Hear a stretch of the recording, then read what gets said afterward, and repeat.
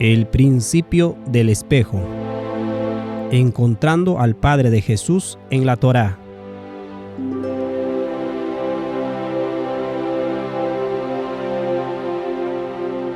Capítulo 4. El corazón es engañoso.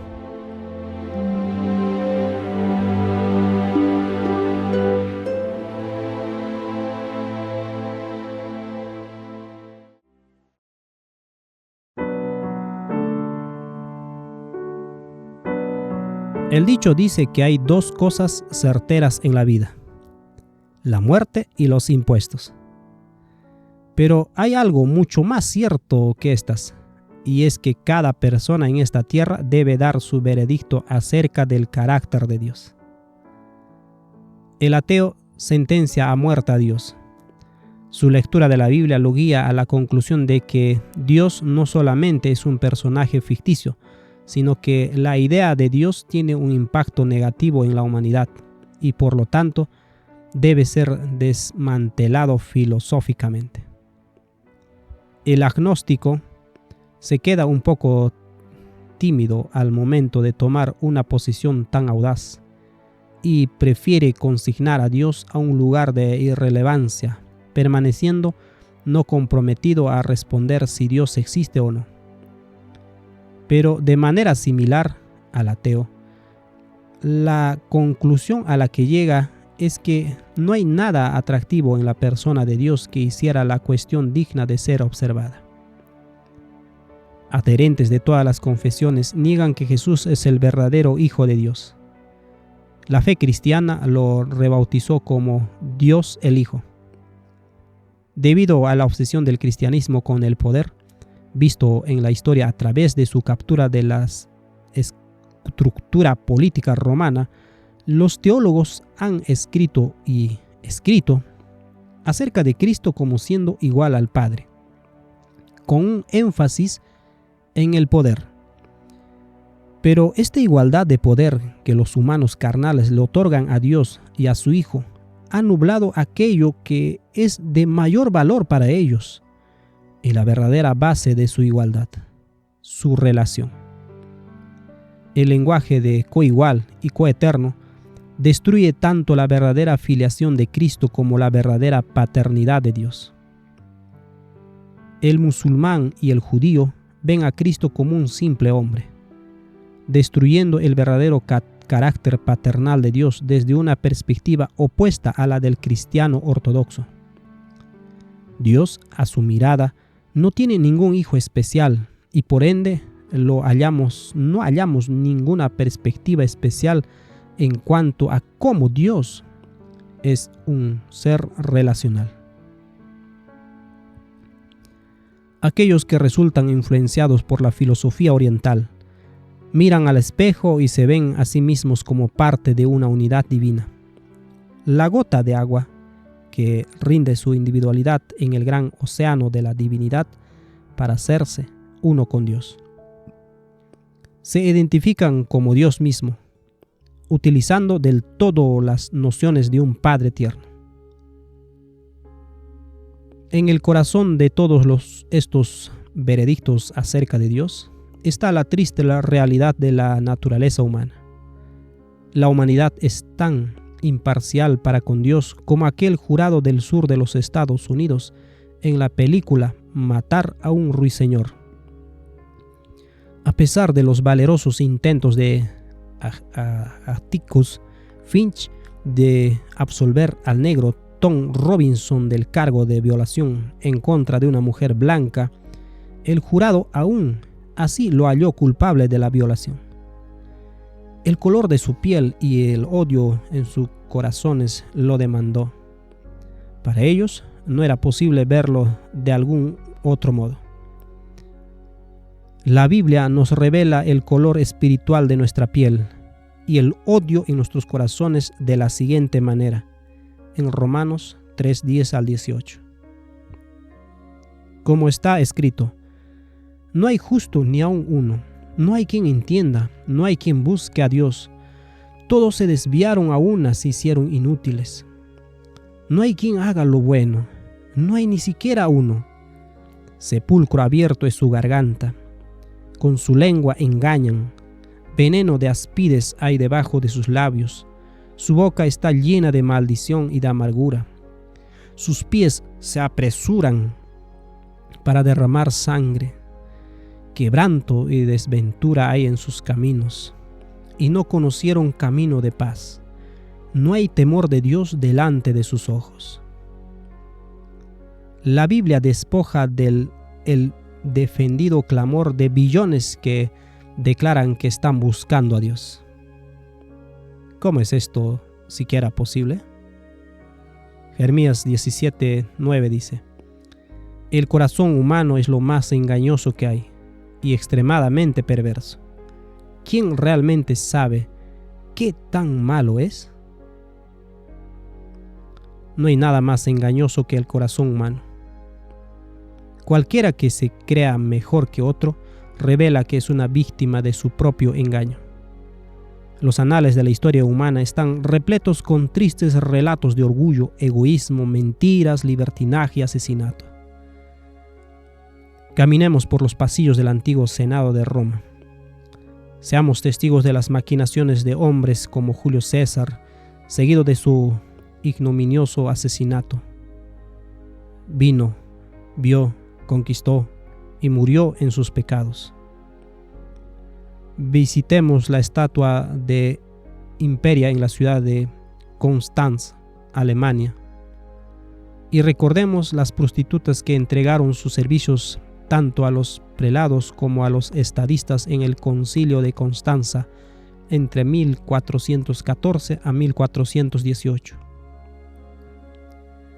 Ese mismo concilio quemó a John Hus y sus enseñanzas bíblicas en la hoguera, y no pudieron decidir si forzar la conversión a través de la guerra era aceptable o no.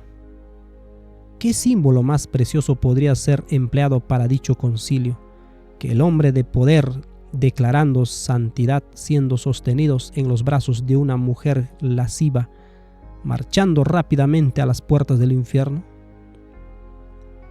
Nuestro Padre Celestial nos explica el alcance del problema del siguiente modo, en Isaías 55, versículo 8 al 9. Mis pensamientos no se parecen en nada a sus pensamientos, dice el Señor.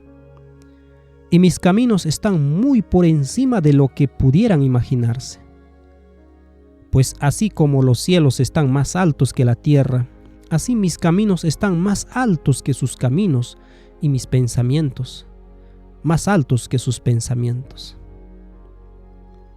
Si realmente los pensamientos de Dios están mucho más altos y más allá de cualquier cosa que podamos imaginar, y nuestros caminos no se parecen en nada a los suyos, entonces, ¿de qué manera posible podríamos hallarlo?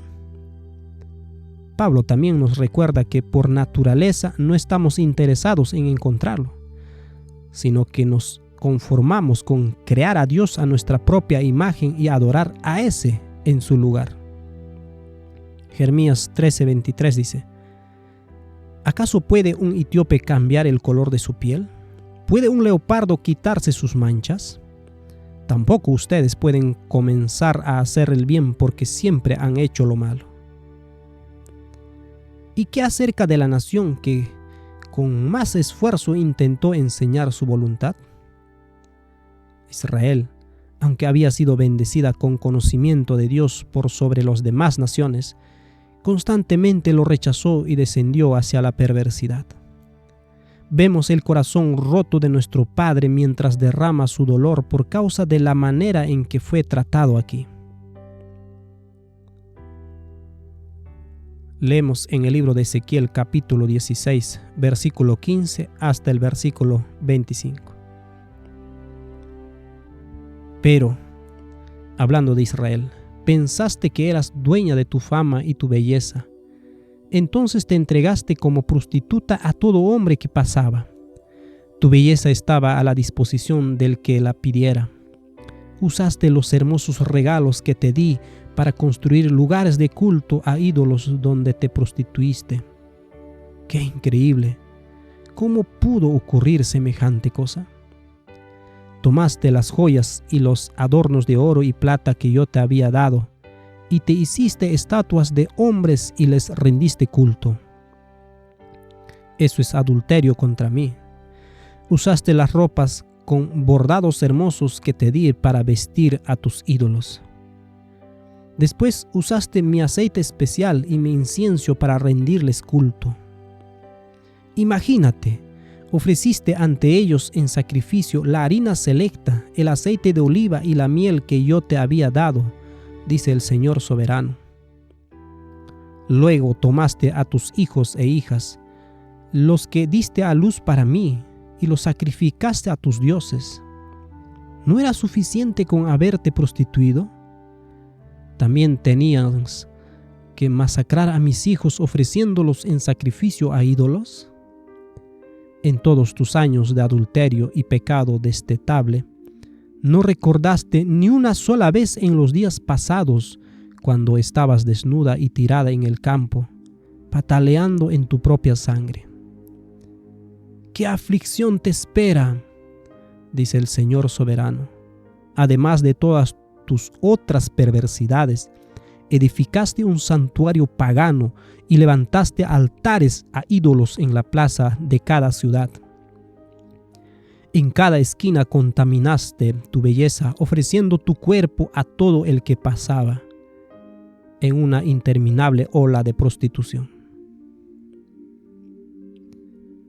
La iglesia de Dios en el tiempo del fin es mejor, habiendo sido dado el ejemplo de la vida de Cristo.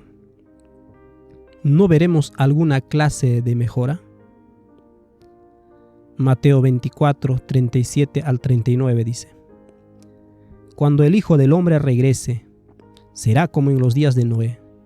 En esos días antes del diluvio, la gente disfrutaba de banquetes, fiestas y casamientos, hasta el momento en que Noé entró en su barco. La gente no se daba cuenta de lo que iba a suceder hasta que llegó el diluvio y arrasó con todos. Así será cuando venga el Hijo del Hombre. Muchos se acercan a la Biblia asegurando despreocupadamente que aceptan la Biblia como se lee. Pero, ¿cómo es esto posible cuando ninguno de nosotros piensa como Dios ni comprende nada acerca de Él? Cualquier afirmación acerca de hablar en nombre de Dios sin conocer nuestra completa depravación solamente puede llevarnos a crear a Dios a nuestra propia imagen y a adorar al ídolo de nuestra propia imaginación. Siempre estaremos sesgados en nuestras valoraciones porque en nuestro corazón odiamos a Dios. Estamos alineados con Satanás en nuestro aborrecimiento contra Él. Hasta que no aceptemos este veredicto, nunca tendremos chance de conocerlo. El verdadero remedio solo viene después de un verdadero diagnóstico. La valoración del corazón humano se siente extremadamente áspera. Una de las muchas reacciones defensivas contra esta idea es que una vez que aceptamos a Cristo, de algún modo toda nuestra hostilidad desaparece. Es fácil olvidarse de sus palabras que encontramos en Juan 15:5. Yo soy la vid, vosotros los pámpanos. El que permanece en mí y yo en él, éste lleva mucho fruto, porque separados de mí nada podéis hacer. La negación de uno mismo es una batalla diaria, no un evento de una sola vez. Cada día debemos encontrarnos con nuestras naturalezas malvadas y entregarnos a Cristo para que nos ayude. No estamos seguros ni una hora sin nuestro sentido de continua dependencia de Cristo para pedir fuerzas. Gálatas 2:20. Con Cristo estoy juntamente crucificado. Y ya no vivo yo, mas vive Cristo en mí. Y lo que ahora vivo en la carne, lo vivo en la fe del Hijo de Dios, el cual me amó y se entregó a sí mismo por mí. 1 Corintios 15:31. Os aseguro, hermanos, por la gloria que de vosotros tengo en nuestro Señor Jesucristo, que cada día muero. No hay un solo pensamiento bueno que entre en nuestra mente, a menos que nos sea dado a través de Cristo. Juan 1:9 dice: aquella luz verdadera que alumbra a todo hombre venía a este mundo. Cada vez que pensamos o hacemos algo bueno, solamente es posible porque hemos permitido que el Espíritu de Dios entre en nuestros corazones. Nunca hay un momento en esta vida que podamos o queramos hacer el bien, excepto que nos sea dado del cielo. Santiago 1:17 lo confirma.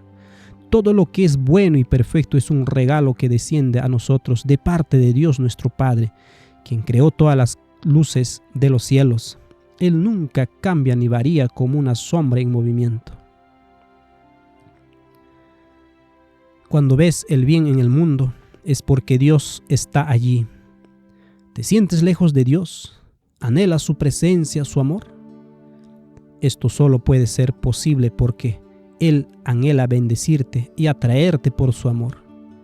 Ni tú ni yo tenemos ninguna inclinación hacia nuestro Padre Celestial. Cualquier deseo para con Él viene de Dios a través de Cristo. Cristo es la fuente de todo impulso correcto y todo anhelo correcto.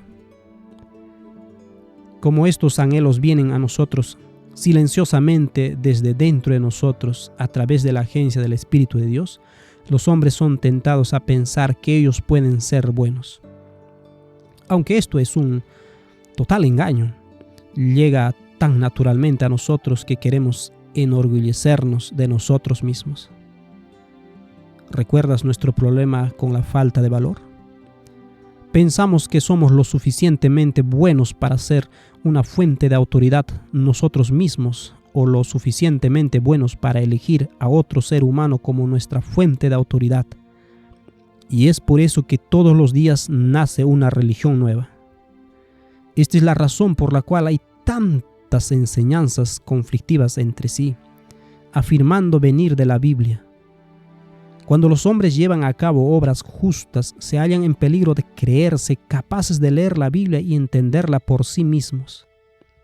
Solamente con la ayuda del Espíritu Santo podemos comprender las Escrituras.